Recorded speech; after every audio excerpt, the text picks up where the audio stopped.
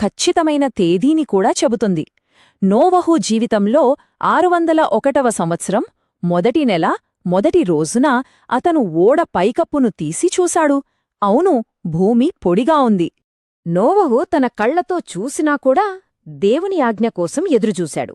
ఆ తర్వాత ఆజ్ఞ వచ్చింది, ఓడ నుండి బయటకు వెళ్లి భూమిని మళ్లీ నింపండి.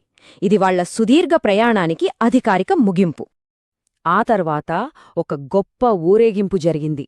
మొదట నోవహు కుటుంబం, ఆ తర్వాత ప్రతి జంతువు, ప్రతి పక్షి, ప్రతి ప్రాకే పురుగు అన్నీ వాటి జాతుల ప్రకారం ఒక క్రమపద్ధతిలో బయటకు వచ్చాయి. జీవాన్ని ఎంత సంపూర్ణంగా సంరక్షించారో ఇది మనకు చూపిస్తుంది. మరి ఈ పురాతన కథ అంతా విన్నాక మనకేమర్థమవుతుంది? ఇది కేవలం ఎప్పుడో జరిగిపోయిన ఒక సంఘటన గురించేనా? లేకపోతే ఓపిక, సరైన పరిశీలన, ఇంకా ఎంత కష్టకాలంలోనైనా సరే ఆశను వదులుకోకూడదనే ఒక గొప్ప సందేశం మనకి ఈరోజు కూడా ఇస్తుందా? ఒక్కసారి ఆలోచించండి.